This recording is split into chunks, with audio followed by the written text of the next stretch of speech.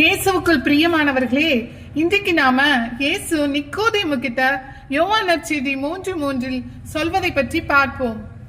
யோவான் நற்செய்தி 3:3 இயேசு அவரை பார்த்து, மறுபடியும் பிறந்தால் அன்றி எவரும் இறையாட்சியை காண இயலாது என மிக உறுதியாக உமக்கு சொல்கிறேன் என்றார்.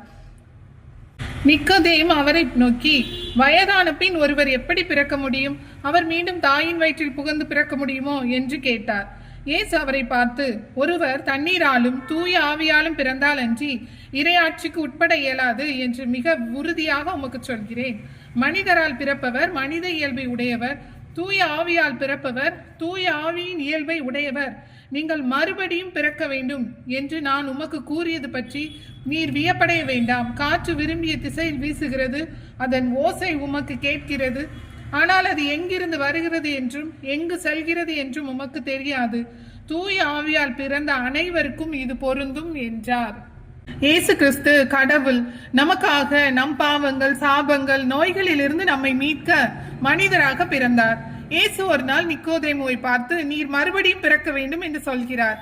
மறுபடி எப்படி பிறக்க முடியும் என நிக்கோதேமு கேட்கிறார். அதற்கு இயேசு, ஒருவர் தண்ணீராலும் தூய ஆவியாலும் பிறந்தால் அன்றி இறையாட்சிக்கு உட்பட முடியாது என்கிறார். நாம் இயேசு கிறிஸ்துவை துதித்து பாடுகிறோம், ஆவியானவரின் அபிஷேகத்தை கடவுளிடம் கேட்கிறோம், பெற்றுக்கொள்கிறோம். அதன் பின் ஆவியானவர் காட்டும் வழியில் வாழ்கிறோமா? பழைய பாவங்கள் அனைத்தையும் விட்டுவிட்டு தூய ஆவியானவருக்குள் மறுபடி பிறக்கின்றோமா என்று சிந்திக்க வேண்டும். தூய ஆவியானவர் கனிகள் நம்ம கிட்ட இருக்கா?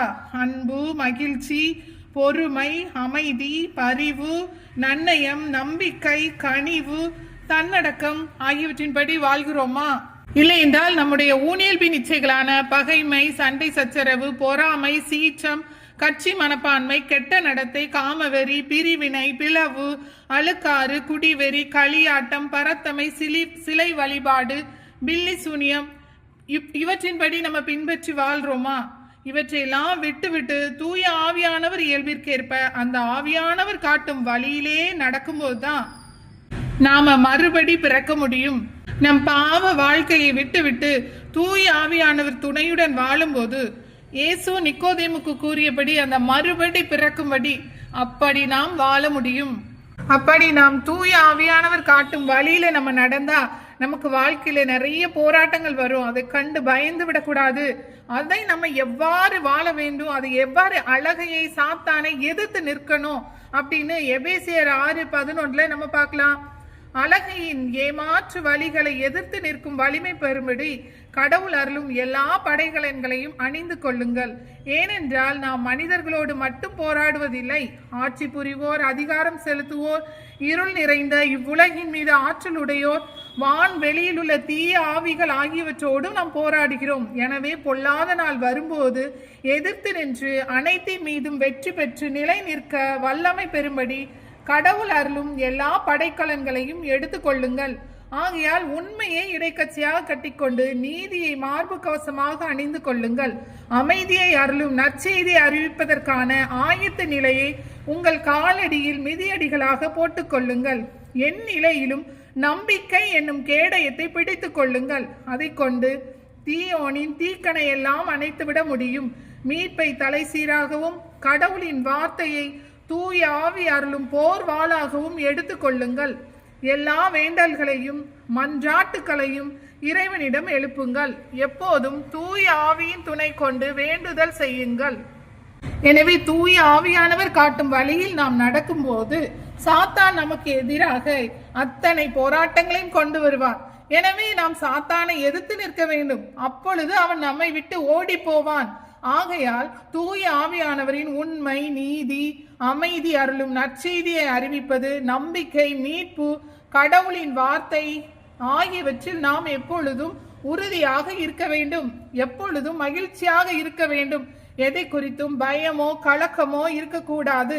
எல்லாவற்றையும் நம்ம ஆண்டவர் இயேசு கிறிஸ்துவிடத்தில் விட்டுவிட்டு முழு நம்பிக்கையோடு அவரை பற்றி கொண்டு நாம் வாழ வேண்டும். அப்பொழுது நம் ஆண்டவர் இயேசு கிறிஸ்து நமக்காக பரிந்து பேசுவார், நமக்கு தேவையான ஆசீர்வாதங்களை நிதம் தருவார். ஆனால் கடவுளின் வார்த்தையை வாசிக்காமல், அவர் சொல்படி கேட்டு நடக்காமல், வாழ்க்கையை மாற்றிக்கொள்ளாமல், மறுபடி கடவுளுக்குள்ளே பிறக்காமல், தூய ஆவியானவர்களை பிறக்காமல் நாம் எவ்வாறு கடவுளிடமிருந்து கேட்டு பெற்றுக்கொள்ள முடியும்? நம் ஆண்டவர் இயேசு கிறிஸ்து மட்டுமே அனைத்தும் பெற்றுத்தர வல்லமை உடையவராய் இருக்கிறார். எனவே எல்லா வேண்டல்களையும் மன்றாட்டுகளையும் இறைவனிடம் எழுப்புங்கள், எப்பொழுதும் தூய ஆவியின் துணையுண்டு கொண்டு வேண்டுதல் செய்யுங்கள் என எபேசியர் 6:18 புனித பவுல் கூறுகிறார். ஏசப்பா அவங்க சொல்ற வழியில நம்ம நடந்தா மட்டுமே நமக்கு மீட்பு.